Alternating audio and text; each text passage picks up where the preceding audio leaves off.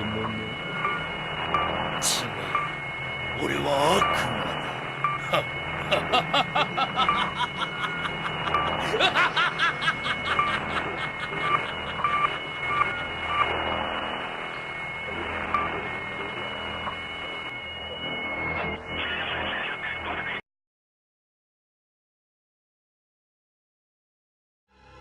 Last week's episode showed how Freud's ideas spread throughout America in the 1950s. They were promoted by his daughter Anna and by Freud's nephew Edward Bernays, who invented public relations. He brought Freud's theories into the heart of advertising and marketing. A man like you? I mean, with a car like this? What they both believed was that underneath all human beings was a hidden, irrational self, which needed to be controlled, both for the good of individuals and the stability of society. But the Freuds were about to be toppled from power by opponents who said they were wrong about human nature. The inner self did not need to be repressed and controlled. It should be encouraged to express itself.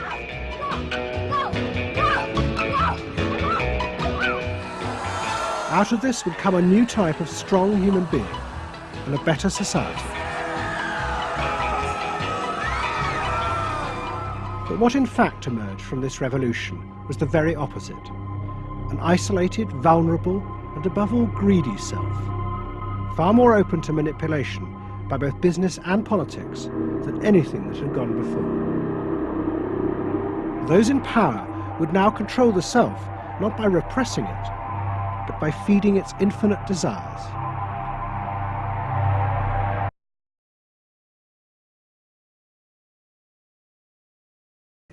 In the 1950s, a small group of renegade psychoanalysts began a new form of therapy. They worked in small rooms in New York City and encouraged their patients to express their feelings openly. I want help. I do. I want help. It was a direct attack on the ideas of the Freudian psychoanalysts, who had become rich and powerful, teaching Americans how to control their feelings. The leader of this group was a man hated by Freud and his family. He was called Wilhelm Reich. Reich lived an isolated life in a house he had built for himself in remote mountains near the Canadian border. Reich originally had been a devoted disciple of Freud's in Vienna in the 1920s. But he had challenged Freud over the fundamental basis of psychoanalysis. Freud argued that at heart, human beings were still driven by primitive animal instincts. The job of society was to repress and control these dangerous forces. Reich believed the complete opposite.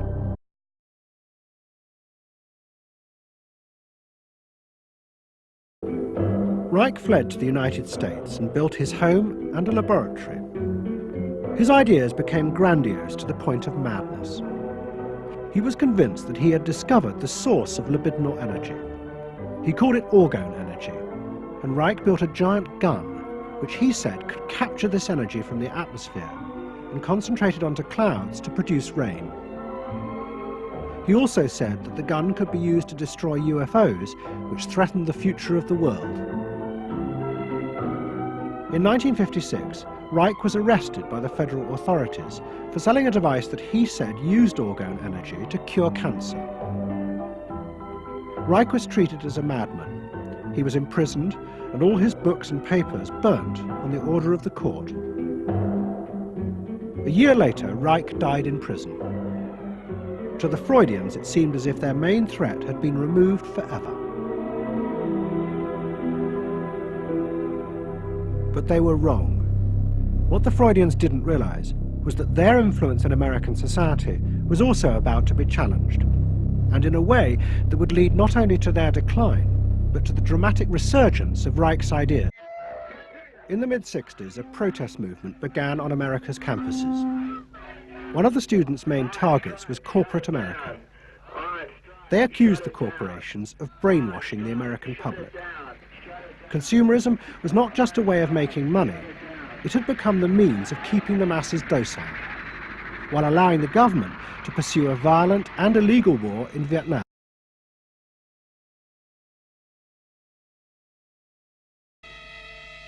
The student's mentor was a famous radical philosopher called Herbert Marcuse. Marcuse had studied psychoanalysis and was a fierce critic of the Freudians. They had, he said, helped to create a world in which people were reduced to expressing their feelings. To live a life that isn't based on materialistic values, and yet the whole system of government and the economy of America is based on profit, on personal greed and selfishness. So that in order to be human, in order to love envers les blancs dans notre société qui soit systématique.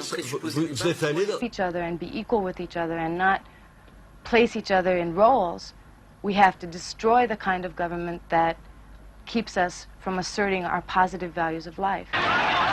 But the American state fought back violently. At the Democratic Convention in Chicago in 1968, the police and the National Guard were unleashed to attack thousands of demonstrators. It was the start of a phase of ruthless repression of the New Left in America. It culminated in the killing of 4 students at Kent State University 18 months later. We had met the force of the state. It was much bigger and stronger and more powerful than we realized. And at that point, what seemed to happen was that there was a change in tactics. Confronted by this violent repression, many in the New Left began to turn to a new idea. If it was impossible to get the policeman out of one's head by overthrowing the state, instead one should find a way of getting inside one's own mind and removing the controls implanted there by the state and the corporations. Out of this would come a new self, and thus a new society. I'm still a proud gay man, okay? The ideas and techniques of Wilhelm Reich. Since his death, a small group of psychotherapists have been developing techniques based on Reich's ideas. Their aim was to invent ways that would allow individuals to free themselves from the controls implanted in their minds by society. Their center was a tiny old motel on the remote coast of California. It was called the Esalen Institute. The dominant figure at Esalen was a psychoanalyst called Fritz Perls. Perls had been trained by Reich and had developed a form of group encounter in which he pushed individuals to publicly express the feelings inside them that society had said were dangerous and should be repressed. It's a basic fear of that thing inside me, like a little demon in there. It doesn't come out very often. It's really hard to get it out. Now put the thing inside you on that chair and talk to it. Janet, are you feeling all right? Stop calling me Janet. Isn't that your name? Janet's asleep. And I'm talking. As the demon? Yeah. Yes, I can come out. I can come right out of him. I can make you all feel terrible. Maybe even forever. I can make the mouth, this mouth here, do things and say things. I can almost destroy anyone, each one of you, if I get out. There isn't one of you that I would spare. Not even you. I'm frightening. When I have my power, I'm frightening. See, I frighten you with my power. I frighten you with my power. Now, where do you feel the power? In your hands?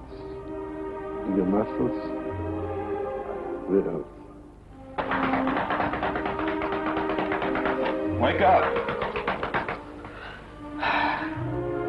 I want you to for me, God damn you! Okay. Stop it. You. It was not phony movement. That's what I wanted to do, and I did it. What Perls and others working at Esalen believed was that they were creating ways that allowed individuals to express their true inner selves. Well, what should I call you?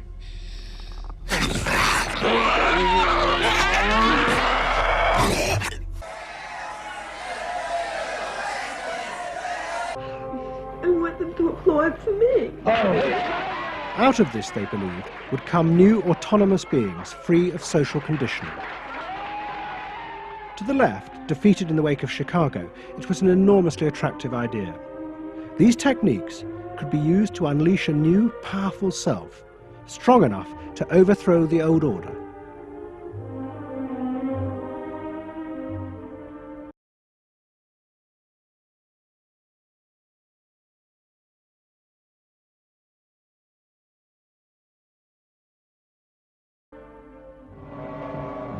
In the late 60s and early 70s, thousands flocked to Esalen.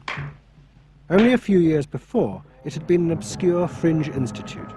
Now it became the centre of a national movement for personal transformation, the human potential movement. So it became magnetic. People wanted to join this stream of exploration. Within 7 or 8 years, there were about 200 of these centers in America looking mainly to Esalen for the leadership. I feel so liberated. Really? It's fantastic. The Convent of the Immaculate Heart in Los Angeles was one of the largest seminaries in America. A group of radical psychotherapists approached the convent. They wanted to try out their techniques for personal liberation on individuals whose identities were defined by a series of external rules which they had deeply internalized. The convent, anxious to appear modern, agreed to the experiment. And we did weekend encounter workshops for several hundred Immaculate Heart nuns.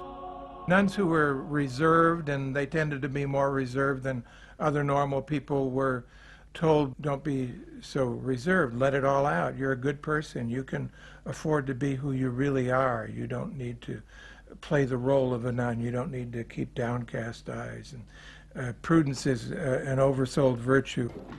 The experiment began to transform the convent. The nuns voted to discard their habits in favour of ordinary clothes. But the psychotherapists found they had awoken other forces. Solid.